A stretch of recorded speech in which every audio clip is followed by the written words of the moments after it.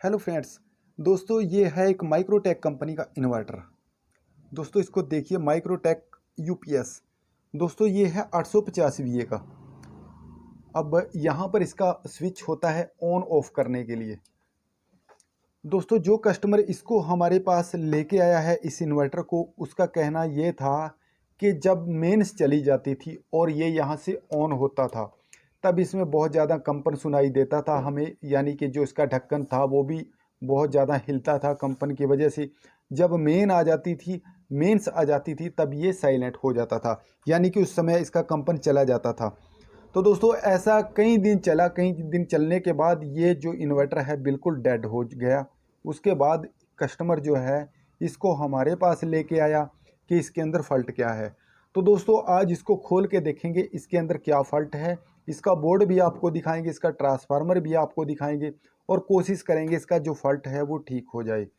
तो दोस्तों वीडियो को ध्यान से देखें, लास्ट तक ज़रूर देखें और वीडियो को साथ के साथ लाइक करें और हमारे चैनल में अगर नए हैं तो चैनल को सब्सक्राइब भी ज़रूर करें।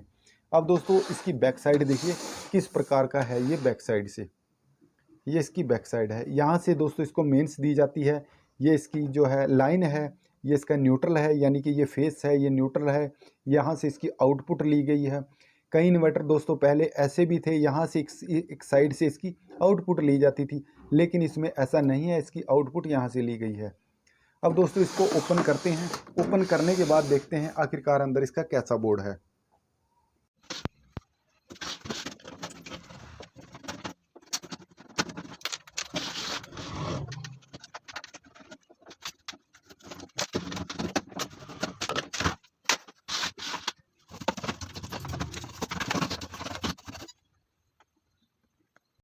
अब दोस्तों देखिए यहाँ पर इसके फ्यूज होते हैं। सबसे पहले इसके फ्यूज हम चेक करेंगे, कहीं इसके फ्यूज तो नहीं ख़राब।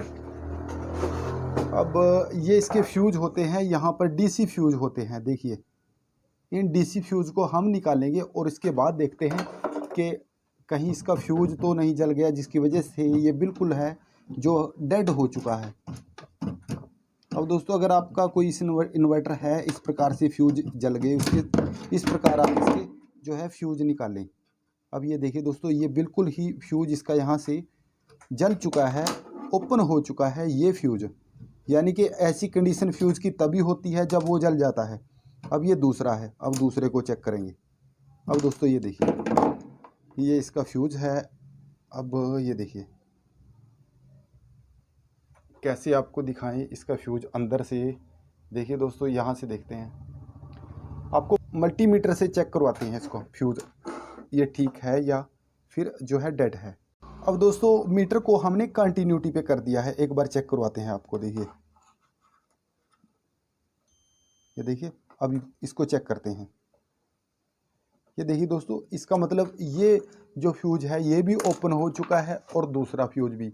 अब यहाँ हम फ्यूज लगाते हैं। फ्यूज लगाने के बाद इस बोर्ड की टेस्टिंग करेंगे कि इसका जो है क्या कारण है, ये डेड है, इसके बाद कैसा कंपन है, आपको भी इसका कंपन दिखाएंगे।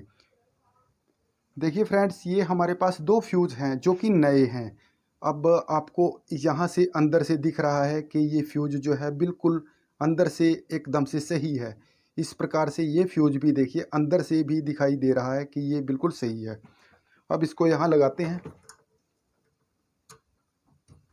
लग गया दोस्तों। अब यहाँ दूसरा लगाते हैं, लग गया। अब इसकी टेस्टिंग करते हैं। टेस्टिंग करके आपको सही में दिखाते हैं कि इसके अंदर जो है किस प्रकार का फॉल्ट है। अब दोस्तों इसमें हम बैटरी का कनेक्शन देते हैं, यानी कि बैटरी की 12 वोल्ट इसको देंगे। देखिए ये देखिए दोस्तों, यानी कि ये कट कर गया है। इसका जो है बैटरी लो का इंडिकेटर है वो ऑन हो चुका था, यानी कि वो ग्लो करने लगा था। ये इन्वर्टर कट कर गया साथ के साथ, क्योंकि हमने जो है सप्लाई की लीड बहुत ही बारीक लगाई हुई है। इस प्रकार से अगर हम इसको डायरेक्ट बैटरी से कनेक्ट करेंगे, यानी कि इस लीड से जो ये 25 mm के करीब लीड है इससे कनेक्ट करेंगे, तब ये पूरे का पूरा कंपन दे रहा है। कंपन यानी कि बहुत ज़्यादा कंपन। अब हमें यही चेक करना है कि आखिरकार जो इसका कंपन है वो किस वजह से है। सबसे पहले दोस्तों इसका ट्रांसफार्मर चेक करते हैं कि कहीं इसका ट्रांसफार्मर तो नहीं शॉर्ट हो गया। अब दोस्तों इसका ट्रांसफार्मर को देखते हैं, आपको भी दिखाते हैं कि इसका ट्रांसफार्मर का जो है अंदर का हिस्सा कैसा है। ये देखिए दोस्तों, इसका ट्रांसफार्मर एकदम से ओके है। जो फॉल्ट है तो इसके बोर्ड में है। इसका बोर्ड को हम खोलते हैं, जो इसका बोर्ड है उसको खोलते हैं। ये ट्रांसफार्मर जो है दोस्तों कॉपर में है, और ये यहाँ पर आप देखिए ये इसका मेन बोर्ड है। और ये इसका फुल फिल्टर जो है, इसको फिल्टर को देखिए, ऊपर से कुछ फूला हुआ है फिल्टर इसका। देखिए किस प्रकार से, थोड़ा आपको साइड में से दिखाते हैं। ये देखिए इसका जो फिल्टर है यानी कि ऊपर फूल चुका है। फूलने के कारण हो सकता है इसमें फॉल्ट है, लेकिन अब इसके मेन बोर्ड को हम बाहर निकालेंगे। बाहर निकाल के इसकी टेस्टिंग करते हैं कि इसका रिजल्ट कैसा है। क्योंकि दोस्तों यहाँ से इसकी वायर के द्वारा जो है अम्पेयर ज़्यादा लिए जा रहे हैं, बैटरी के ऊपर से ज़्यादा अम्पेयर के कारण जो है ये कट कर गया है। अब इसको टेस्ट करेंगे।